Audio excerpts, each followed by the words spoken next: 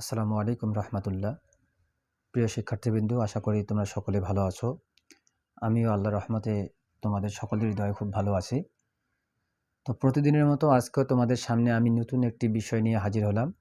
আজকের আলোচনার বিষয়বস্তু হচ্ছে টেন্স। টেন্স গ্রামেটিক্যালের বা গ্রামারের এমন একটি বিষয় যে টেন্স যদি কারো না থাকে জানা, তাহলে সেক্ষেত্রে সে গ্রামারের কোনো কিছুই বুঝবে না। এক কথায় টেন্স হচ্ছে গ্রামারের মূল বা ভিত্তি। সুতরাং এই টেন্স আমাদের জানা খুবই জরুরি, আর সেই টেন্সকে নিয়ে আজকে মূলত আমাদের আলোচনা হবে। তো শুরু করা যাক আলোচনা। টেন্স আমরা সবাই জানি, এটা সম্পর্কে মোটামুটি ধারণা আমাদের আছে যে এই টেন্স একে বাংলায় বলা হয় কাল। তার মানে টেন্স মানে হচ্ছে কাল। এটার ডেফিনেশন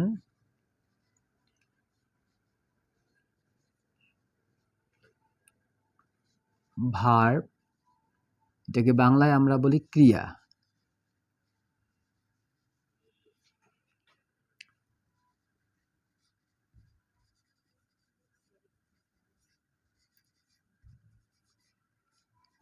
ভার্ব সংঘটিত হওয়ার সময়কে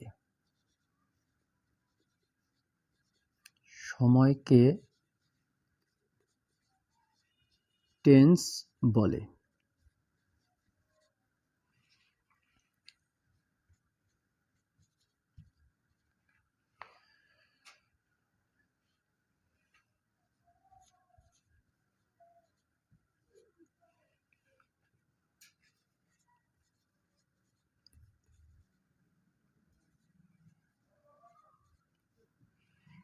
আমরা যদি এক্সাম্পলটা পড়ি তাহলে দেখতে পাচ্ছি যে today I go to school, অথবা আমরা বলতে পারি এভরিডে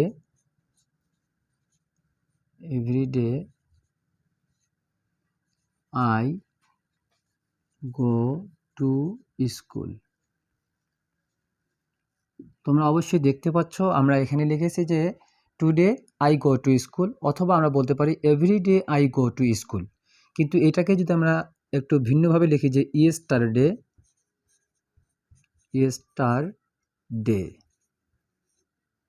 আই, তখন হবে ওয়েন্ট টু স্কুল। এইখানে যদি আমরা আবার টুমোরো লিখি,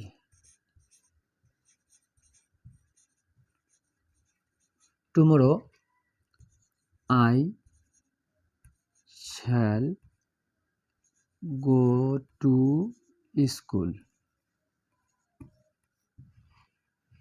দেখো আমরা মোটামুটি 4টা এক্সাম্পল লিখেছি। তোমরা এখান থেকে কিছুটা অনুমান করতে পারবে যে আমরা প্রথমে লিখলাম টেন্স কাকে বলে। তো ভার্ব বা ক্রিয়া সংঘটিত হওয়ার বা সম্পাদন হওয়ার সময়কে টেন্স বলে। আমরা এক্সাম্পল হিসেবে দিলাম today I go to school. তোমরা অবশ্যই এখানে দেখতে পাচ্ছ যে ভার্বের আমরা প্রেজেন্ট ফর্ম দিয়েছি, ভার্বের একটি প্রেজেন্ট ফর্ম দিয়েছি। আবার every day I go to school, দেখো এখানে ভার্বের প্রেজেন্ট ফর্মই আছে। দুটোই একই রকম, এখানে টুডে এবং এভরিডের উপর একটা সম্পর্ক আছে। তো আমরা দেখতে পাচ্ছি এখানেও ভার্বের প্রেজেন্ট ফর্ম, এখানেও ভার্বের প্রেজেন্ট ফর্ম। বাট এইখানে যখন আমরা আসতেছি তখন দেখতে পাচ্ছি ইয়েস্টারডে আছে।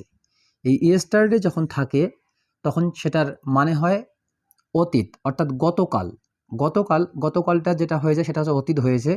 যার কারণে আমরা এখন লিখেছি আই ওয়েন্ট টু স্কুল। তোমরা অবশ্যই জানো যে গো একটি ভার্ব, এই ভার্বের পাস্ট ফর্ম হচ্ছে ওয়েন্ট। এই ভার্বের পাস্ট ফর্ম হচ্ছে ওয়েন্ট, অর্থাৎ অতীতে যখন কোনো কাজ সংঘটিত হয় তখন সেক্ষেত্রে আমরা ওয়েন্ট ব্যবহার করব, অর্থাৎ ভার্বের পাস্ট ফর্ম ব্যবহার করব। তারপরে দেখো আমরা টুমরো লিখেছি। টুমরো বলতে আগামীকাল, অর্থাৎ আগামীকালকে কোনো কাজ হবে যেটাকে আমরা সাধারণত ভবিষ্যৎ বলি। তো এখানে আমরা সেটাকে লিখেছি I shall go to school, আগামীকাল আমি স্কুল যাব। তো এই জায়গা থেকে আমাদের এতটুকু অনুমান হলো যে একটা ক্রিয়া তিনভাবে সংগঠিত হয়, একটি ক্রিয়া তিনভাবে বা তিন কালে সংগঠিত হয়। এই জায়গা থেকে আমরা বলতে পারি যে টেন্স তিন প্রকার। অতএব আমরা বলতে পারি যে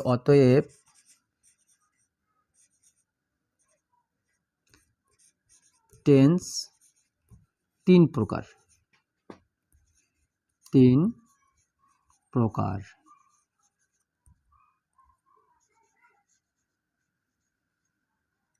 যথা 1 নাম্বার আমরা বলতে পারি প্রেজেন্ট টেন্স।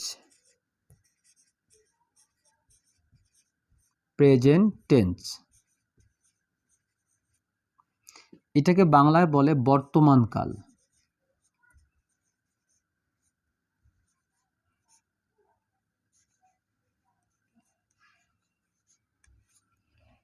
প্রেজেন্ট টেন্স এর বাংলা হচ্ছে বর্তমান কাল। তারপরে 2 নাম্বার আমরা লিখব পাস্ট টেন্স।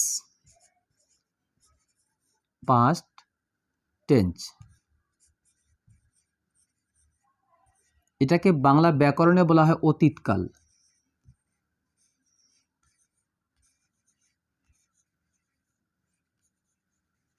অতীতকাল। 3 নম্বরে আমরা দিব ফিউচার টেন্স।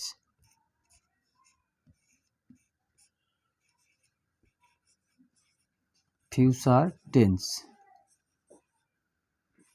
এটার বাংলা মানে হচ্ছে, বাংলা ব্যাকরণ এটাকে বলা হয় ভবিষ্যৎকাল।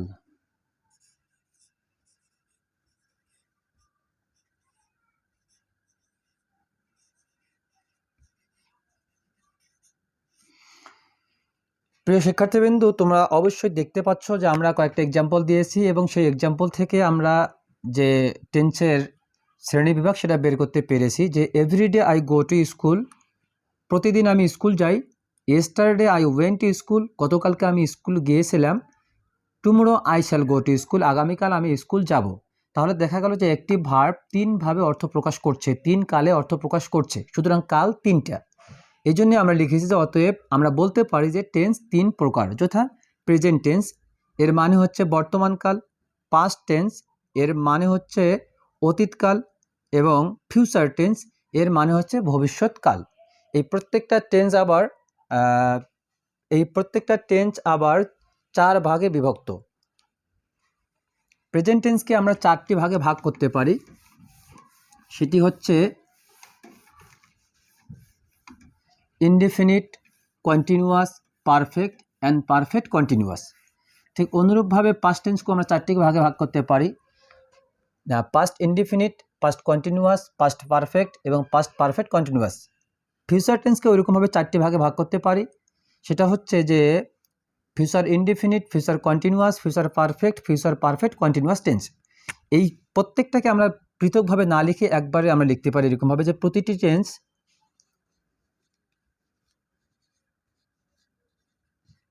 প্রতিটি টেন্স আবার 4 প্রকার।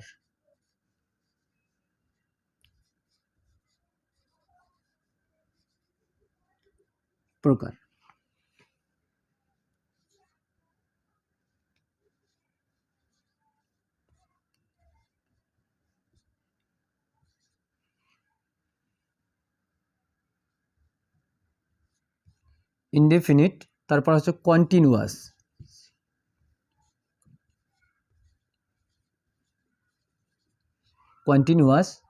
তারপর হচ্ছে পারফেক্ট,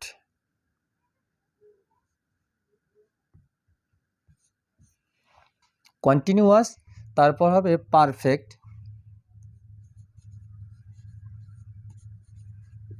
পারফেক্ট,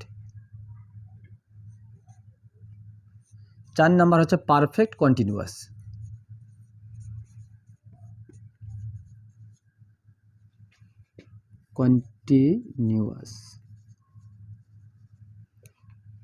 এখানে আমরা এখন বলতে পারি এরকমভাবে যে যদি আমাদেরকে কেউ বলে যে প্রেজেন্ট টেন্স কত প্রকার, তাহলে আমরা বলবো প্রেজেন্ট টেন্স 4 প্রকার। কীভাবে? সেটা হচ্ছে present indefinite, present continuous, present perfect এবং প্রেজেন্ট পারফেক্ট কন্টিনিউয়াস। কেউ যদি তোমাকে প্রশ্ন করে যে পাস্ট টেন্স কত প্রকার, তাহলে তুমি এভাবে বলতে পারো যে past indefinite, past continuous, past perfect এবং পাস্ট পারফেক্ট কন্টিনিউয়াস। কেউ প্রশ্ন করতে পারে ফিউচার টেন্স কত প্রকার, তবুও তুমি একইভাবে বলতে পারো যে future indefinite, future continuous, future perfect এবং ফিউচার পারফেক্ট কন্টিনিউয়াস টেন্স। অর্থাৎ প্রত্যেকটার সঙ্গে এই 4টা সম্পর্ক আছে, present indefinite, present continuous, present perfect এবং প্রেজেন্ট পারফেক্ট কন্টিনিউয়াস। এরকমভাবে তুমি এটাকে সুন্দর করে একবারই মুখস্থ করে রাখতে পারো। তো আজকে আমরা এই প্রত্যেকটার ইনডিফিনিটের প্রেজেন্ট ইনডিফিনিট আছে, পাস্ট ইনডিফিনিট আছে এবং ফিউচার ইনডিফিনিট আছে। আজকে তোমাদের সামনে আমরা যেটা আলোচনা করব সেটা শুধুমাত্র ইনডিফিনিট বিষয় নিয়ে কথা বলবো, শুধু ইনডিফিনিটটি অর্থাৎ প্রেজেন্ট ইনডিফিনিট আলোচনা করব। পাস্ট ইনডিফিনিট আলোচনা করব এবং ফিউচার ইনডিফিনিট আলোচনা করব। এই তিনটি আলোচনা করব এই কারণে যে প্রেজেন্ট ইনডিফিনিট, পাস্ট ইনডিফিনিট এবং ফিউচার ইনডিফিনিট একটার সঙ্গে আরেকটার পার্থক্যটা কি? তিনটাই তো ইনডিফিনিট। তাহলে এই তিনটার একটার সঙ্গে একটা পার্থক্যটা কি, সেই পার্থক্যটা আমরা সুন্দর করে বের করব এবং সেই জায়গাতে আমরা মনে রাখব যে আসলে প্রেজেন্ট টেন্সের স্ট্রাকচার কেমন, পাস্ট টেন্সের স্ট্রাকচার কেমন এবং ফিউচার টেন্সের স্ট্রাকচার কেমন। তো আমরা এখন শুরু করব present indefinite. Present indefinite, present indefinite tense. Present indefinite tense, present মানে বর্তমান, ইনডিফিনিট মানে অনির্দিষ্ট, টেন্স মানে কাল। বর্তমান, তবে সময়টা অনির্দিষ্ট থাকবে এরকম। তো বর্তমানে কোনো কাজ সংগঠিত হয়, এর সংজ্ঞাটা হচ্ছে বর্তমানে কোনো কাজ সংগঠিত হয় কিন্তু এর সময় নির্ধারণ থাকে না। চিরসত্য হবে, তারপর বৈজ্ঞানিক সত্য হবে, ঐতিহাসিক সত্য হবে এবং কোনো কাজ করার অভ্যাস বোঝাবে। এরকম কয়েকটি পয়েন্ট তোমাদেরকে মনে রাখতে হবে যে প্রেজেন্ট ইনডিফিনিট হচ্ছে বর্তমানে কোনো কাজ হয় কিন্তু এর সময় নির্ধারণ থাকে না। চিরসত্য হবে, তারপরে বৈজ্ঞানিক সত্য হবে। যদি চিরসত্য হয় তাহলে সেটা প্রেজেন্ট ইনডিফিনিট টেন্স, যদি বৈজ্ঞানিক সত্য হয় তাহলে সেটা প্রেজেন্ট ইনডিফিনিট টেন্স, তারপর যদি ঐতিহাসিক সত্য হয় সেটা প্রেজেন্ট ইনডিফিনিট টেন্স, এবং যদি কোনো কাজ করার অভ্যাস বোঝায় তাহলে সেটাও প্রেজেন্ট ইনডিফিনিট টেন্স হবে। এই জন্য আমরা প্রেজেন্ট ইনডিফিনিট টেন্সের এখন স্ট্রাকচার নেব, সংজ্ঞা আমরা মুখে বলে ফেলছি, তোমরা সেইভাবে বারবার শুনে শুনে সেটাকে মনে রাখার চেষ্টা করবা। এখন প্রেজেন্ট ইনডিফিনিট টেন্সের স্ট্রাকচার।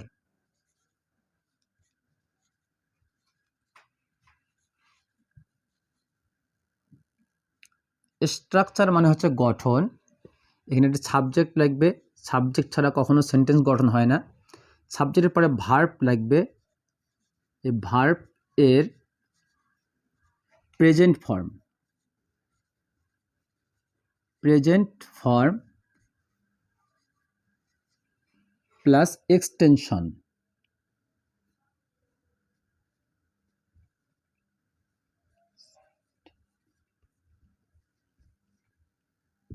এক্সটেনশন মানে অতিরিক্ত কোনো কিছু, অর্থাৎ সাবজেক্ট এবং ভার্বের পরে যে অংশটুকু থাকে সেই অংশটুকুকে আমরা এক্সটেনশন বলি, আমরা অবজেক্ট বলি না।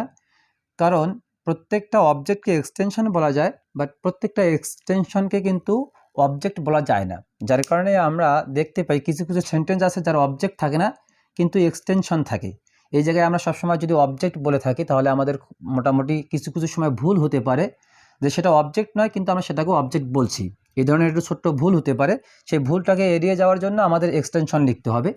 এখানে যদি আমরা একটা এক্সাম্পল দেই, যে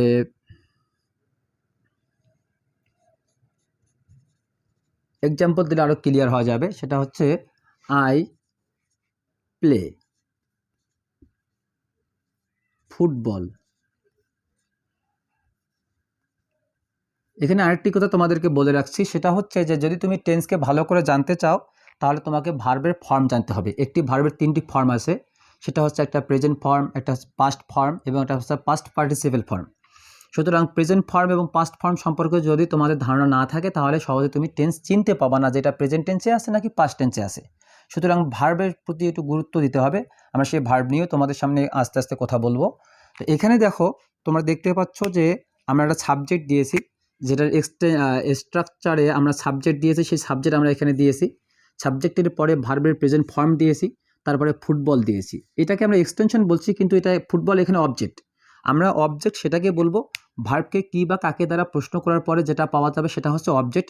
কিন্তু ভার্বকে কী বা কাকে দ্বারা প্রশ্ন করার পরে যদি উত্তর পাওয়া না যায় তাহলে সেটা অবজেক্ট নয়, যার কারণে সেটাকে আমরা এক্সটেনশন বলি। যেমন দেখো, আরেকটি এক্সাম্পল যদি আমি তোমাদের সামনে উপস্থাপন করি তাহলে তোমরা অবশ্যই ক্লিয়ার হতে পারবে যে I play in the field. In the field, আমি মাঠে খেলি, আমি মাঠে খেলি। এখানে দেখো আমি যেটা লিখেছি, এখানেও প্লে দিয়েছি, এখানেও প্লে দিয়েছি, কিন্তু তুমি যদি এই প্লেকে প্রশ্ন করো যে প্লে মানে খেলা, আর অর্থাৎ আই প্লে আমি খেলি, তো আমি কি খেলি, তাহলে তুমি উত্তরে বলবা যে ফুটবল খেলি। কিন্তু তোমাকে যদি এইখানে বলা হয় যে I play in the field, play খেলি, কি খেলি, তাহলে কিন্তু তুমি কোনোভাবে কি এর প্রশ্নের উত্তরে কোনো উত্তর দিতে পারবে না। তার মানে এইখানে কোনো উত্তর নেই। এখন তুমি এই ভার্বকে কাকে দ্বারা প্রশ্ন করো যে কাকে খেলি, তারপরে কিন্তু কোনো উত্তর নেই। অর্থাৎ বুঝতে পারছো এখানে অবজেক্ট নেই। এই অংশটুকুকে এক্সটেনশন বলা হয়। এক্সটেনশন মানে ভার্বের পরের অংশটুকুকে এক্সটেনশন। সেটা অবজেক্ট হতে পারে, অবজেক্ট নাও হতে পারে। কিন্তু তুমি যদি এখানে অবজেক্ট বলো যে সাবজেক্ট ভার্ব অবজেক্ট, তাহলে কিন্তু সেটা খুবই ভুল হবে। কেন? কারণ এটা কোনোভাবে অবজেক্টের কোয়ালিটি বহন করে না। এর মধ্যে অবজেক্টের কোনো কোয়ালিটি নেই, সুতরাং এটাকে আমরা অবজেক্ট বলতে পারি না, এটাকে আমরা এক্সটেনশন বলবো। এখন দেখো আমরা আরও একটি এক্সাম্পল দিয়ে সামনের দিকে এগিয়ে যাব। যে আমরা আই দিয়েছি, এখন যদি আমরা এখানে উই দেই, উই, আমি একটি ভার্ব দিয়ে বোঝাচ্ছি যাতে করে তোমরা সহজে বুঝতে পারো। We play football.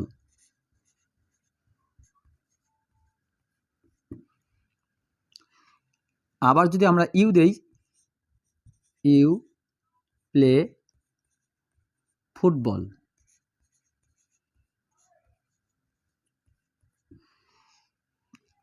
দেখো আমরা আই দিয়েছি, উই দিয়েছি এবং ইউ দিয়েছি। এবারে আমরা হি দিয়ে একটা এক্সাম্পল দেব। হি প্লে, এর সঙ্গে এস যুক্ত হবে। He plays football.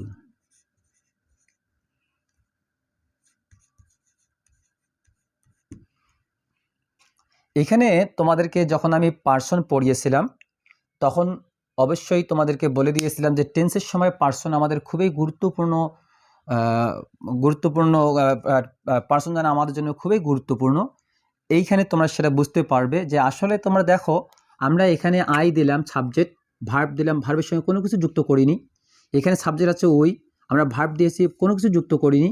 এখানে সাবজেক্ট দিলাম ইউ, ভার্বের সঙ্গে কোনো কিছু যুক্ত করিনি। এবার আমরা আরও একটি দেখো, কিন্তু আমরা হি দিয়েছি, ভার্বের সঙ্গে এস যুক্ত করেছি, ভার্বের সঙ্গে এস যুক্ত করেছি। এরপরে যদি আমি আরও একটি দেই, তারপরে আরও ক্লিয়ার হতে পারবে। যে ধরো আমি এখানে দিয়ে দিলাম, দে প্লে ফুটবল। তোমরা দেখতে পাচ্ছ যে দে দিলাম, দেওয়ার পরে আমি প্লে দিলাম, কিন্তু কোনো ধরনের এস অথবা ই এর যুক্ত করিনি। এর কারণটা কি? এর কারণটা বলার জন্যই বা এর কারণটা জানার জন্যই কিন্তু আমরা এর আগে পার্সন পড়িয়েছি। সুতরাং পার্সন সম্পর্কে যদি তোমরা একটা ধারণা পেতে চাও তাহলে আমাদের পার্সনের ভিডিও দেওয়া আছে, সেখান থেকে একটু দেখে নিবা। এখানে দেখো এটার গ্রামেটিক্যাল রুলস হচ্ছে যে প্রেজেন্ট ইনডিফিনিট টেন্সের ক্ষেত্রে সাবজেক্ট যদি থার্ড পার্সন হয়, প্রেজেন্ট ইনডিফিনিট টেন্সের ক্ষেত্রে সাবজেক্ট যদি থার্ড পার্সন সিঙ্গুলার নাম্বার হয়, থার্ড পার্সন সিঙ্গুলার নাম্বার হয়, তাহলে ভার্ব এর সাথে এজ অথবা ই এর যুক্ত হয়। আমরা জেন্ডার পড়াতে গিয়ে বলেছিলাম যে কখন এজ যুক্ত হয়, কখন ই এর যুক্ত হয়। সেখানে আমরা বলেছি অবশ্যই তোমরা দেখে নিবে যে ভার্বের শেষে যদি এস থাকে অথবা সি এইচ থাকে অথবা ও থাকে অথবা জেড থাকে অথবা এক্স থাকে, যদি এই শব্দগুলো কোনো ভার্বের শেষে ওই বর্ণগুলো থাকে বা ওই লেটারগুলো থাকে, তাহলে সেক্ষেত্রে আমাদেরকে ই এস যুক্ত করতে হবে, অন্যথা শুধুমাত্র এস যুক্ত করলেই হবে। দেখো আমরা একটা এক্সাম্পল আবারও দিচ্ছি। এখানে আমরা হি দিলাম, দিয়ে একটা ভার্ব লিখছি গো টু স্কুল।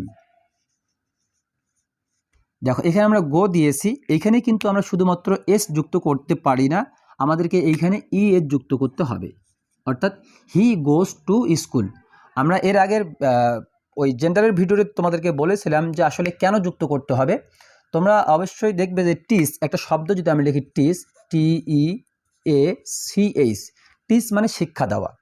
দেখো এইখানে CH আছে, আমরা যদি এখানে শুধুমাত্র এস যুক্ত করি তাহলে এই এসটা কিন্তু প্রোনাউন্স হবে না, অর্থাৎ উচ্চারণ হবে না।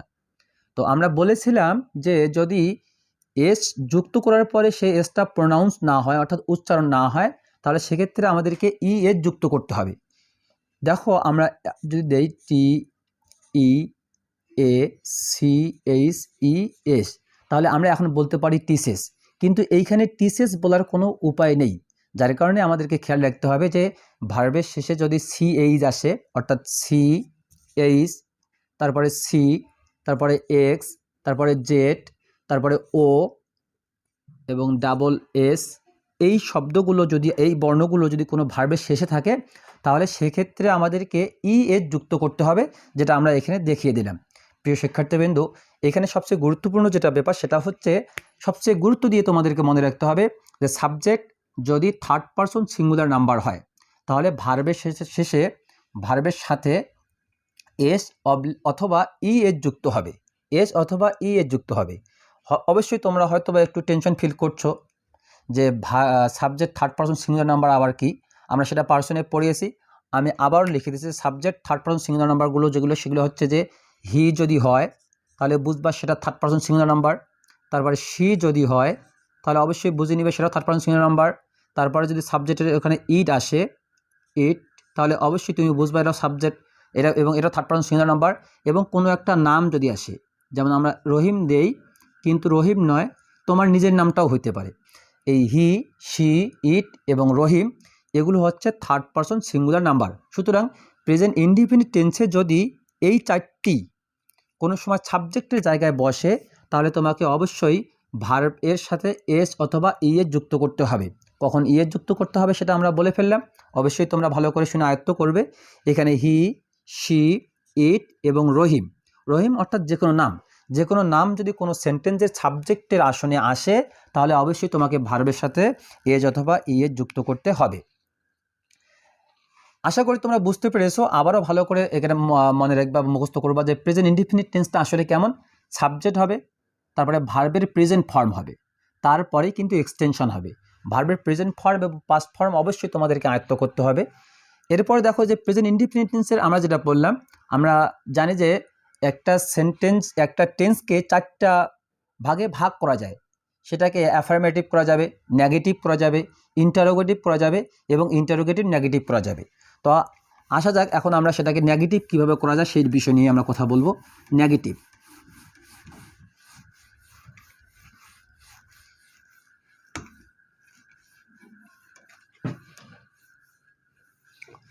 প্রেজেন্ট ইনডিফিনিট টেন্সকে নেগেটিভ করার নিয়ম। প্রেজেন্ট ইনডিফিনিট টেন্সকে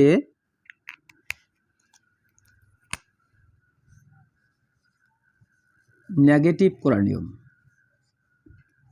নেগেটিভ করার নিয়ম।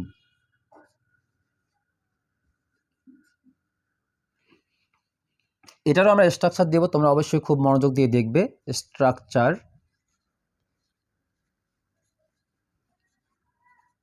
স্ট্রাকচার মানে হচ্ছে গঠন। এখানেও একটা সাবজেক্ট অবশ্যই থাকবে। এরপরে অক্সিলারি ভার্ব লাগে। কোনো সেন্টেন্সকে যখন তুমি নেগেটিভ করবা তখন তোমাকে অক্সিলারি ভার্বের পরে নট বসাতে হবে, কিন্তু আমরা প্রেজেন্ট ইনডিফিনিট টেন্সে দেখতে পাচ্ছি কোনো অক্সিলারি ভার্ব থাকে না। সুতরাং প্রেজেন্ট ইনডিফিনিট টেন্সে যেহেতু অক্সিলারি ভার্ব থাকে না, সেহেতু অক্সিলারি ভার্ব তোমাকে হায়ার করতে হবে। আর সেই হায়ার করারও তোমাকে একটি কম মানে ধরাবাঁধার মধ্যে রাখা হয়েছে। সেটা হচ্ছে অক্সিলারি ভার্ব হিসেবে তুমি ডু নিতে পারো অথবা ডাজ নিতে পারো, তারপরে নট হবে। যখন ডু ডাজ আসবে তখন অবশ্যই তোমাকে খেয়াল রাখতে হবে ভার্বের প্রেজেন্ট ফর্ম হবে। VP1 যদি দেওয়া যায় তাহলে সেটাকে ভার্বের প্রেজেন্ট ফর্ম বলা যায়। VP1তে ভার্বের present form plus extension. Extension যে থাকবে সেটা জরুরি নয়, নাও থাকতে পারে, কিন্তু থাকতে পারে, থাকা স্বাভাবিক। এখানে দেখো আমরা লিখেছি প্রেজেন্ট ইনডিফিনিট টেন্সকে নেগেটিভ করার নিয়ম। সাবজেক্ট ডু অবলিক ডাজ, তারপরে নট, তারপরে VP1 অর্থাৎ ভার্বের প্রেজেন্ট ফর্ম প্লাস এক্সটেনশন। আমরা একটি এক্সাম্পল দিব অ্যাফার্মেটিভের, তারপরে সেটাকে আমরা নেগেটিভ করব। যে অ্যাফার্মেটিভ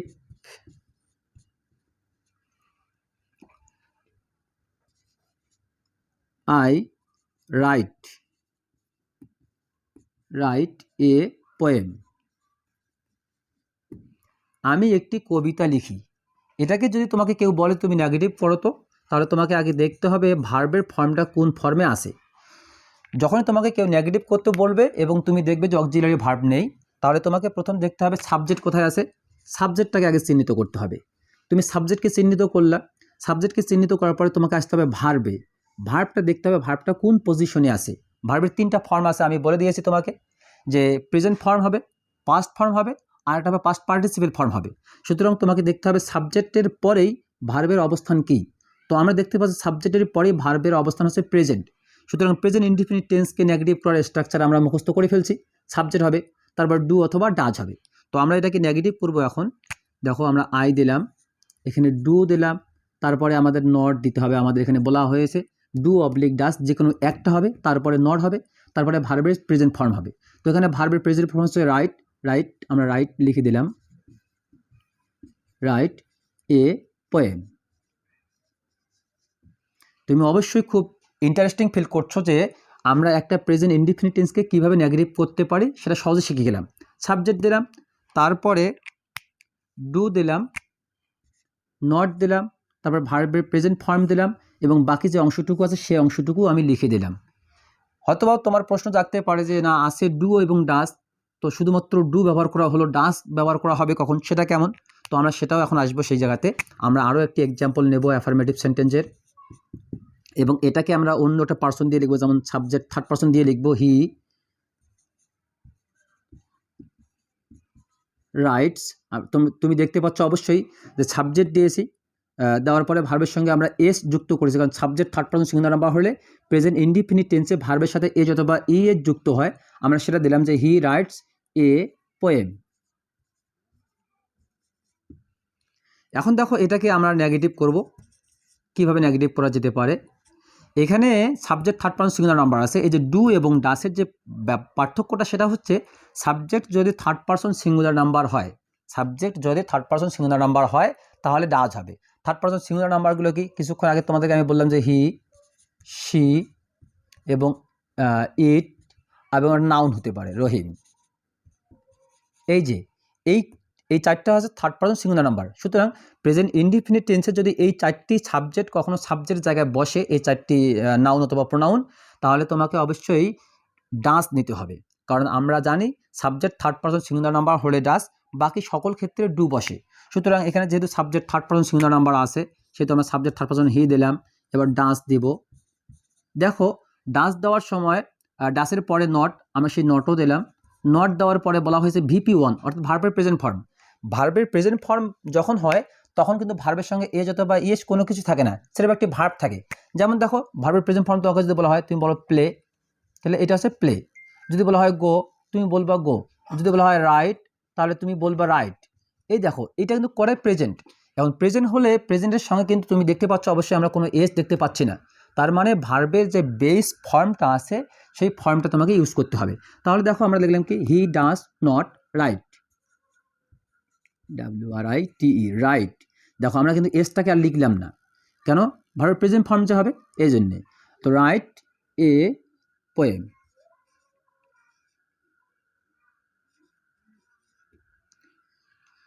দেখো তোমাদেরকে আবারও আমি ক্লিয়ার করে দিচ্ছি যে ডাস যখন হবে তখন ভার্বে যদি এস থাকে অথবা ইএস থাকে তাহলে সেই এজ অথবা ইএসকে তুলে দিতে হবে। ভার্বে যদি এস থাকে অথবা ইএস থাকে, নেগেটিভ করার সময় যখন ডাস আসবে তখন আমাদেরকে অবশ্যই মনে রাখতে হবে যে যখনই আমি ডাস দিব তখন আমার মূল ভার্ব বা মেইন ভার্বে যে এস যুক্ত করা হয়েছে অথবা ইএস যুক্ত করা হয়েছে সেই এস অথবা ইএসকে আমাকে তুলে দিতেই হবে। যদি আমি এখানে ডাস দেই এবং ওখানে এস অথবা ইএস রেখেই দেই তাহলে কিন্তু সেটা বড় ধরনের ভুল হবে, যে ভুলে কোনোভাবেই তোমাকে নাম্বারিং করা হবে না যদি তুমি এই ভুলটা করো। এই জন্য তোমাকে খেয়াল রাখতে হবে সাবজেক্ট যখন থার্ড পার্সন সিঙ্গুলার নাম্বার হবে তখন তুমি অক্সিলারি ভার্ব হিসেবে ডাস নিবা, যখন ডাস নিবা তখন মূল ভার্ব থেকে এজ অথবা ইএস তুলে দিবা। প্রিয় শিক্ষার্থীবৃন্দ, দেখো আমরা কিন্তু মোটামুটি এই জায়গাতে বুঝতে পেরেছি যে আসলে কখন ডু হবে কখন ডাজ হবে। তবে একটি এক্সট্রা কথা আমি তোমাদের জানিয়ে দিচ্ছি, তোমরা হয়তো বলতে পারো ডু এবং ডাজ কেন এলো, তো সেটা খুব মনোযোগ সহকারে একটু শ্রবণ করার চেষ্টা করো। যে ভার্বের সাথে যখন এস অথবা ই এর যুক্ত করা হয়, ভার্বের সাথে যখন এস অথবা ই এর যুক্ত করা হয় তখন সেই ভার্বটা কিন্তু সিঙ্গুলার হয়। ভার্বের সাথে যখন এস অথবা ই এর যুক্ত করা হয় তখন সেই ভার্বটি সিঙ্গুলার হয়। আমি তোমাদের জ্ঞাতাতে আবারও বলছি, তোমাদের জানার জন্য আবারও বলছি যে ভার্বের সাথে যদি এস অথবা ই এর যুক্ত হয় তাহলে সে ভার্বটি সিঙ্গুলার হয়, কিন্তু যদি নাউনের সঙ্গে এস অথবা ই এর যুক্ত হয় তাহলে নাউনটি প্লুরাল হয়। এখানে সহজে মনে রাখবা সকল ভার্বের উৎপত্তি হচ্ছে প্লুরালে, সকল ভার্বের উৎপত্তি হচ্ছে প্লুরালে। একটি ভার্ব আছে এখানে প্লে দেখতে পাচ্ছ, এই প্লে কিন্তু প্লুরাল। এখানে গো দেখতে পাচ্ছ, গো কিন্তু প্লুরাল। আবার তুমি রাইট দেখতে পাচ্ছ, রাইট এটাও প্লুরাল। অর্থাৎ একটি ভার্ব যখন প্লুরালে থাকে তখন সেটাকে সিঙ্গুলার করার জন্য তার সঙ্গে এজ অথবা ই এর যুক্ত করা হয়। কিন্তু নাউন যে আছে এই নাউন কিন্তু সবসময় সিঙ্গুলারে উৎপত্তি, অর্থাৎ প্রত্যেকটা নাউন সিঙ্গুলারে থাকে। সেই সিঙ্গুলার নাউনটাকে প্লুরাল করার জন্য আমরা এজ অথবা ই এর যুক্ত করি। তোমরা অবশ্যই এটা বুঝতে পারতেছো। দেখো আমি একটি নাউন লিখতেছি বয়। এই যে বয় যে আমি লিখলাম এই বয়টা কিন্তু সিঙ্গুলার, কিন্তু তুমি দেখো আমরা এখানে প্লে দিয়েছি, এই প্লে কিন্তু প্লুরাল, বয় একটি নাউন, প্লে একটি ভার্ব, অর্থাৎ ভার্বটার উৎপত্তি হচ্ছে প্লুরালে। তুমি একে সিঙ্গুলার করতে চাইলে তুমি ওকে প্লের সঙ্গে এস যুক্ত করতে পারো, অর্থাৎ প্লেস। কিন্তু এই নাউনটা হচ্ছে সিঙ্গুলার, এই নাউনটাকে যদি তুমি প্লুরাল করতে চাও তাহলে তুমি এই নাউনের সঙ্গে এস যুক্ত করে দিলে সেটা প্লুরাল হবে।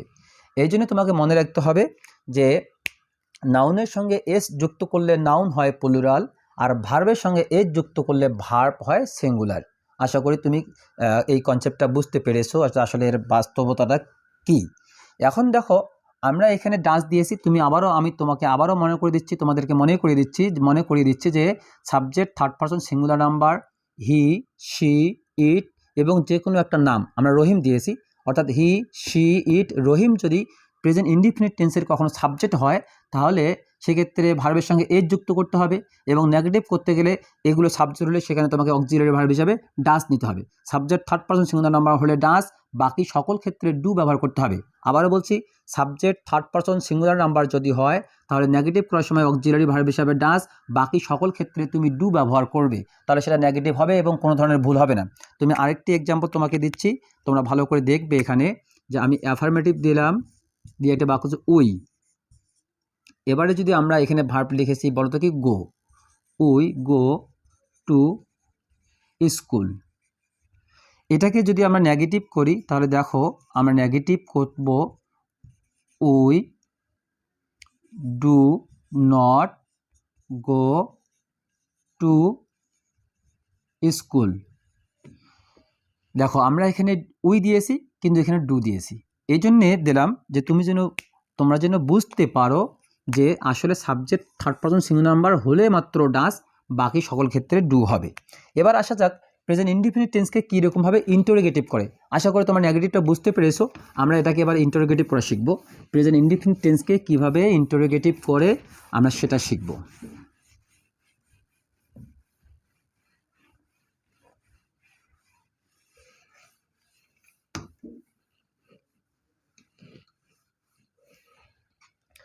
প্রেজেন্ট ইনডিফিনিট টেন্সকে ইন্টারোগেটিভ করার নিয়ম।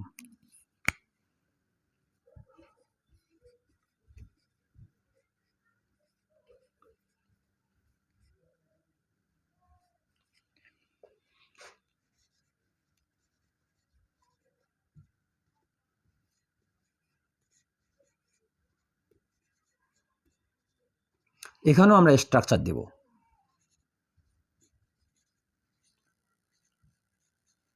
এই স্ট্রাকচারগুলো তুমি যদি মনে রাখতে পারো বা তোমরা যদি ভালো করে পরে মনে রাখো তাহলে তোমাদের কখনো কোনো টেন্সকে নেগেটিভ অথবা ইন্টারোগেটিভ করতে ভুল হবে না। দেখো আমরা লিখব, প্রথমে আসবে ডু অথবা ডাস, তারপরে সাবজেক্ট, তারপরে আমরা দেব VP1। আমি আগে বলছি VP1তে ভার্বের প্রেজেন্ট ফর্ম বুঝে নেব, প্লাস এক্সটেনশন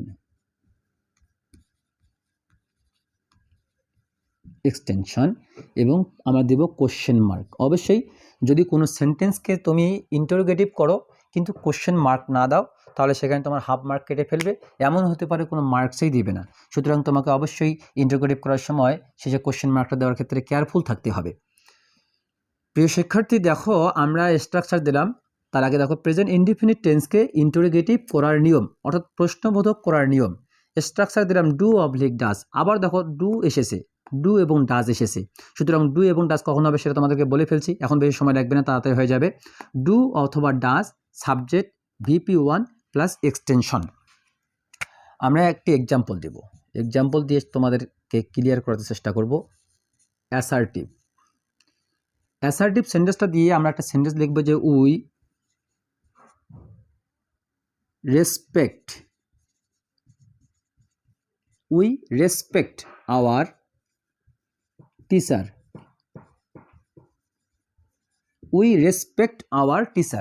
আমরা আমাদের শিক্ষককে সম্মান করি। এটাকে যদি ইন্টারোগেটিভ করা হয় তাহলে তোমরা দেখো ইন্টারোগেটিভ করলাম, আমরা কি দিয়েছি দেখো তো স্ট্রাকচারে ডু অবলিক ডাস দিয়েছি। এরা কেন দিয়েছি? আমরা এর আগে বলছি subject third person singular number হলে ডাস, বাকি সকল ক্ষেত্রে ডু বসে। তো আমরা সাবজেক্ট থার্ড পারসন সিঙ্গুলার নাম্বারগুলো অলরেডি তোমাদেরকে বোঝাচ্ছি, আমি আবারও পাশে লিখে রাখছি শুধুমাত্র তোমাদের বোঝার জন্য।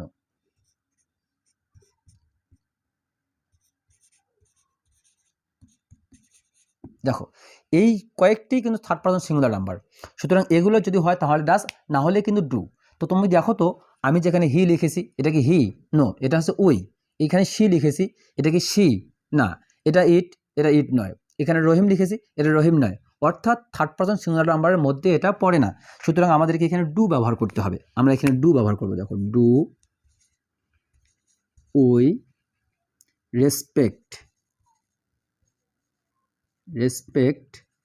আওয়ার টিচার,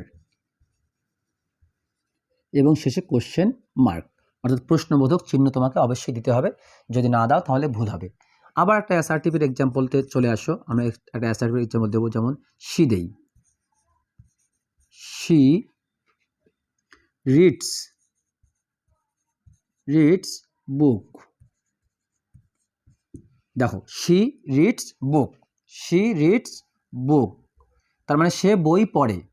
এটা শি আমরা জানি যে মেয়েদের ক্ষেত্রে বা নারীদের ক্ষেত্রে বা মহিলার ক্ষেত্রে শি ব্যবহার হয়, আর পুরুষদের ক্ষেত্রে হি ব্যবহার করা হয়। দেখো এটাকে যদি আমরা ইন্টারোগেটিভ করি, তোমরা অবশ্যই অলরেডি বুঝেই ফেলেছো যে আসলে আমরা এখানে কি দিতে পারি। দেখো আমরা কিন্তু এখানে শি দেখতে পাচ্ছি, এইখানে শি, আর এই সেই শি আছে। আমরা কি বলেছিলাম? হি, শি, ইট এবং রহিম হলে ভার্বের সঙ্গে এজ যুক্ত হয় এবং অক্সিলারি ভার্ব হিসেবে তখন ডাস নিতে হয়। তাহলে আমাদেরকে অবশ্যই এখানে ডাস নিতে হবে, ডাসের বিকল্প চিন্তা করা যাবে না। ডাস নিলাম, তারপর আমরা সেখানে শি দিলাম। শি দেওয়ার পরে আমরা বলেছিলাম এর আগে, যখন ডাস হবে তখন মূল ভার্বে যদি এজ অথবা ইয়ে যুক্ত করা থাকে তাহলে সেটা অবশ্যই তুলে দিতে হবে, এবং আমাদেরকে তুলে দিতেও হবে। আমরা শুধুমাত্র রিড দিব। Does she read book? সে কি বই পড়ে? দেখো আমরা কিন্তু অলরেডি তিনটা করে ফেললাম। প্রথমটা ছিল আমাদের অ্যাসার্টিভ, তারপরে আমাদের আসলো অ্যাফার্মেটিভ। প্রথমটা ছিল আমাদের অ্যাফার্মেটিভ, তারপরে আসলো আমাদের নেগেটিভ, এখন আসলো ইন্টারোগেটিভ। এখন দেখো ইন্টারোগেটিভ নেগেটিভটা কিন্তু কোনো কঠিন কিছু নয়। দেখো এইখানে যে আমরা লিখেছি ইন্টারোগেটিভ, তুমি যদি এর সঙ্গে নট বসে দাও তাহলে সেটা ইন্টারোগেটিভ নেগেটিভ হয়ে যাবে।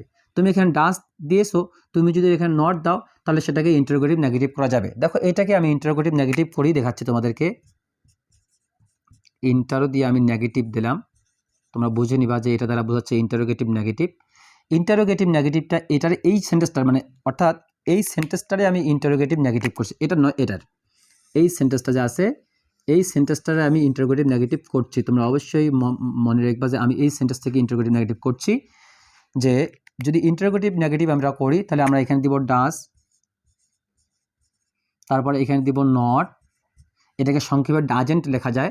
আমি তোমাদের স্পষ্ট করে বোঝার জন্য ডাজেন্ট বা সংক্ষিপ্ত রূপ লিখলাম না। ডাস নট শি রিড বুক? এর মানেটা হবে সে কি বই পড়ে না। এর মানে যখন তুমি করবে তখন তোমার মানেটা জোর থাকবে, অর্থাৎ এখানে অবশ্যই এটা পজিটিভ অ্যান্সার আসবে। Does not she read book? সে কি বই পড়ে না? তার মানেটা হচ্ছে শি রিডস বুক, হ্যাঁ সে বই পড়ে। দেখো তুমি তাহলে অবশ্যই বুঝতে পারতেছো যে একটি সেন্টেন্সকে যদি তুমি ইন্টারোগেটিভ করতে পারো তাহলে সেটাকে ইন্টারোগেটিভ নেগেটিভ করা তোমার জন্য কোনো ফ্যাক্টর নয়। তো এখন আমি তোমাদেরকে আবারও শুরু থেকে যেটা বলবো সেটা হচ্ছে কি, প্রেজেন্ট ইনডিফিনিট টেন্সের একটা রিভিউ তোমাদেরকে দিচ্ছি। যে বর্তমানে কোনো কাজ হয় কিন্তু এর সময় নির্ধারণ থাকে না। চিরসত্য, বৈজ্ঞানিক সত্য, ঐতিহাসিক সত্য এবং কোনো কাজের অভ্যাস যখন থাকবে তখন সেটাকে প্রেজেন্ট ইনডিফিনিট টেন্স বলবে। প্রেজেন্ট ইনডিফিনিট টেন্সের স্ট্রাকচার আমি তোমাদেরকে অবশ্যই দিয়েছি। সেটা হচ্ছে সাবজেক্ট থাকবে, সাবজেক্টের পরে ভার্বের প্রেজেন্ট ফর্ম থাকবে, তারপরে এক্সটেনশন থাকবে, তারপরে আমরা সেটাকে নেগেটিভ করার নিয়ম তোমাদেরকে শিখিয়ে দিলাম, সেটাকে ইন্টারোগেটিভ করার নিয়ম তোমাদেরকে শিখিয়ে দিলাম, সেটাকে ইন্টারোগেটিভ নেগেটিভ কীভাবে করতে হবে সেটাও কিন্তু আমি তোমাদের শিখিয়ে দিলাম। যদি তোমাদের কখনো বুঝতে সমস্যা হয় একটু ভিডিওগুলোকে বারবার রিপ্লে করে দেখবা যে তুমি বুঝে গেছো। এখন আসা যাক এই প্রেজেন্ট ইনডিফিনিট টেন্সে একটু সময় নিতে হয় এই কারণে যে প্রেজেন্ট ইনডিফিনিট টেন্সে বেশ কিছু কথা আছে। যে চিরসত্য বাক্যটা আসলে কি ধরনের বাক্য? চিরসত্য বলতে শিক্ষার্থীবৃন্দ দেখো, যেটা কখনো মানে মিথ্যা হতেই পারে না, কোনোভাবে যেটা মিথ্যা হবে না সেটাই হচ্ছে চিরসত্য বাক্য। আমরা যদি বলি যে কাউ গিভস আস মিল্ক, গাভী আমাদের দুধ দেয়। এই কথাটা যদি আমি তোমাদের বলি তাহলে তোমরা অবশ্যই বুঝতে পারবে যে আসলে কাউ গিভস আস মিল্ক এই বাক্যটা তো আমাদের জন্য এটা চিরসত্য, তো গাভী তো আমাদের দুধ দেয়। তারপরে যদি তোমরা এই দিকে না বুঝতে চাও, অন্য দিকে যাও, আমরা সেটাও বলতে পারি যে দ্য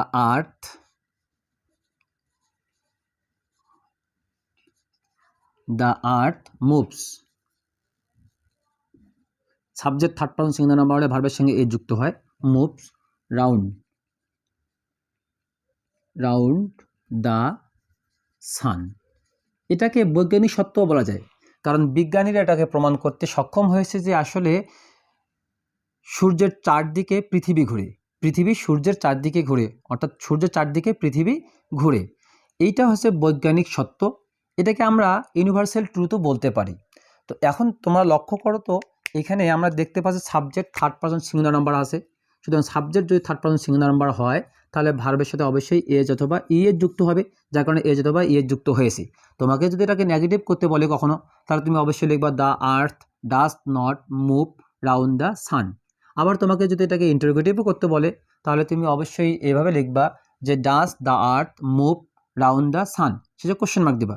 তোমাকে যদি এটাকে ইন্টারোগেটিভ নেগেটিভ করতে বলে তাহলে doesn't the earth move round the sun, তুমি সেটাকে ইন্টারোগেটিভ নেগেটিভও করতে পারবে। আশা করি তোমরা অবশ্যই বুঝতে পেরেছো। আমি আশা করব তোমরা এটাকে এনজয় করবে, উপভোগ করবে। তো সেই ক্ষেত্রে তোমাদেরকে আমি এতটুকু বলে রাখবো, টেন্স এমন একটি গ্রামারে এমন একটি অংশ বা এমন একটি পার্ট যেটাকে খুব ভালো করে বুঝতে না পারলে তুমি গ্রামারের কোনো অংশ, যে কোনো অংশেই পারফর্ম করতে পারবে না। সুতরাং গ্রামারের যে কোনো অংশে যদি তুমি পারফর্ম করতে চাও তাহলে আমি তোমাদেরকে অবশ্যই স্নেহভরে বলবো টেন্স টেন্স টেন্স, টেন্সের বিকল্প নেই। টেন্সকে তুমি ভালো করে শিখতে চেষ্টা করো, অবশ্যই তুমি পারবে। তো আমি আজকে শুধুমাত্র প্রেজেন্ট ইনডিফিনিট নিয়ে আলোচনা করলাম। মূলত আমরা আগে ইনডিফিনিট নিয়ে স্টেপে আলোচনা করব। তোমরা অবশ্যই সেই ভিডিওগুলোকে ভালো করে দেখার চেষ্টা করবে, যার কারণে যেহেতু আজকে শুধুমাত্র প্রেজেন্ট ইনডিফিনিট আলোচনা করা হলো, এরপরে পাস্ট ইনডিফিনিট আলোচনা করা হবে, তারপরে ফিউচার ইনডিফিনিট টেন্স আলোচনা করা হবে।